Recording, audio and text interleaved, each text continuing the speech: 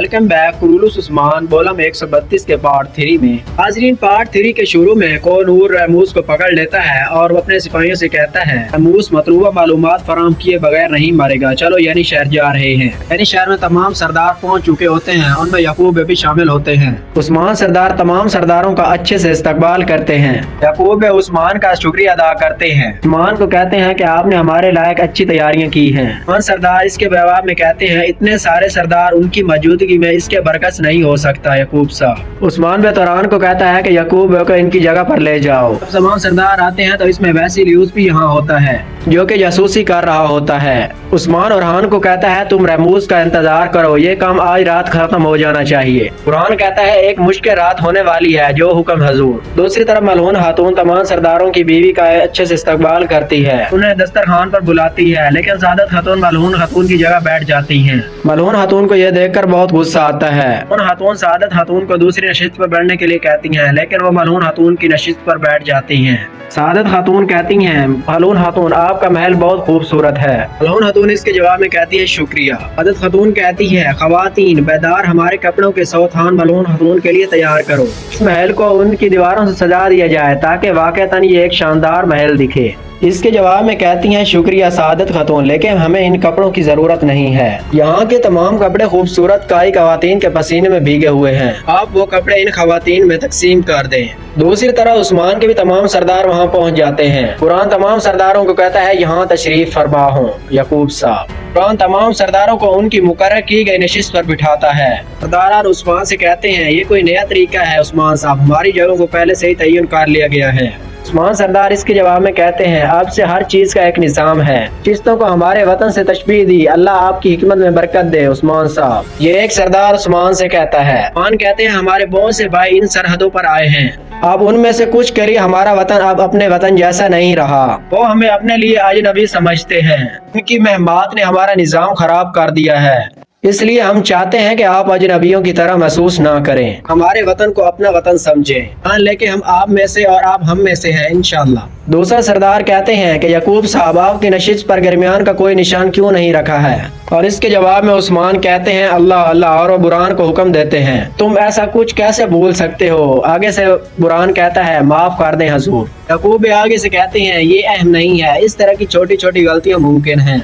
यकूब कान युमाज को कहते हैं और वो अपनी जैकेट उतार कर उनकी नशिस्त पर रख देता है। उसके बाद यकूब वहाँ बैठ जाते हैं। फिरका शुरू होता है और उसमें यकूब सरदार कहते हैं परेशान ना हो सरदारान, मैं जिन जगहों पर बैठता हूँ सब दरमियान की हैं, आपका वतन मेरा वतन है। वहाँ इसके जवाब में कहते हैं शुक्रिया जनाब, हम भी यही बताना चाहते थे। उस्मान कहते हैं अब के बाद हमारी मेहमान इंशाल्लाह इसी के मुताबिक होगी। यकूब सरदार ने पहले ही उस्मान के खिलाफ जाल बिछाया होता है। उसका एक सिपाही उसको आकर कान में खबर देता है मेहमद साहब की तरफ से खबर है, सिपाही यानी शहर के करीब तैनात हैं। यह सुनकर यकूब सरदार खुश होते हैं और खामोशी से हंसने लगते हैं। इसके बाद तमाम सरदारों को शरबत पेश किया जाता है। दूसरी तरफ तमाम खवातीन को भी शरबत पेश किया जाता है। वहाँ पर भी सादत खातून अपना गरूर दिखाती हैं। दूसरी तरफ वैसिलियुस उस्मान के शहर पर हमले करने के लिए तैयारी कर रहा होता है। वैसिलियुस ने बहुत सारा बारूद और तलवारें इकट्ठी कर रखी होती हैं। अपने सिपाहियों से कह रहा होता है तैयार रहो, अब उनको कुचलने का वक्त आ गया है, उन पर सोना हराम है क्योंकि हम जाग गए हैं। दूसरी तरफ अलाउद्दीन और गुंजा खातून इकट्ठे जा रहे होते हैं। अलाउद्दीन गुंजा खातून को कहता है क्या आपका एक सिपाही गायब है। वैसे गुंजा खातून कहती हैं तुम्हारी याददाश्त बहुत मजबूत है मुतल्लिम। अलाउद्दीन इसके जवाब में कहते हैं मैं एक नजर पड़ा याद देखा नहीं भूलता। गुंजा खातून कहती हैं सरदार बाबे के पास कासिद भेजा गया है। गुंजा खातून कहती है अपने कमरे में दाखिल होने वाले डाकू को हम में ही समझते हो। अलाउद्दीन कहता है आप मेरे कमरे में डाकू क्यों भेजेंगी, मेरे पास ऐसा है ही किया। गुंजा इसके जवाब में कहती है अगर मैंने सिपाही भेजा होता तो अपनी मतलूबा चीज ले लेती। अलाउद्दीन इसमें कहता है कि वाज़ेह है ये एक खेल तरतीब दिया गया है, आपका कोई करीबी शख्स खेल खेलना पसंद करता है, अब खेल छोड़ दो। इसके बाद गुंजा और अलाउद्दीन घोड़ों की रेस लगाते हैं। दूसरी तरफ बाला खातून सगौत में नमाज पढ़ रही होती हैं। ऊपर से इनका बेटा अलाउद्दीन इनको मिलने के लिए आता है। बाला खातून अपने बेटे को देखकर बहुत खुश होती है और उसे गले लगाती है। वो कोनी के हालात पूछती है। कोनी के बारे में अलाउद्दीन बताता है। अलाउद्दीन रोता हुआ माँ को कहता है कि मुझसे और नहीं रहा जाता, आप वहाँ आ जाएं। دوسری طرف عثمان بھی اپنے محفل میں ہوتے ہیں کا سپاہی ان کی طرف خبر لے آتا ہے کہ ہم نے رحمانوس کو پکڑ لیا ہے۔ عثمان محفل سے اٹھ کر چلے جاتے ہیں اور اس کی اچھی خاصی دھلائی کرتے ہیں۔ پہلے تو اپنی زبان نہیں کھولتا، جب عثمان صاحب اسے بہت زیادہ مارتے اور پیٹتے ہیں تو اس کے بعد وہ منہ کھولتا ہے۔ یعقوب صاحب نے آپ سے پہلے ہی دھوکہ کیا ہے، انہوں نے آپ کے خلاف ایک چال چلی ہے۔ عثمان صاحب رحمانوس کو چھوڑ دیتے ہیں اور پھر اپنی واپس محفل میں آتے ہیں۔ ان کی تلوار ان کی میان سے باہر ہوتی ہے تو وہ آگے سے یعقوب بے کہتے ہیں، یہ کون سا طریقہ ہے کہ ایک سرداروں کی محفل میں تلوار نکال کر باہر آنا؟ کیا آپ خون بہانا چاہتے ہیں؟ اس کے جواب میں عثمان سردار کہتے ہیں کہ جی ہاں، میں خون ہی بہانا چاہتا ہوں۔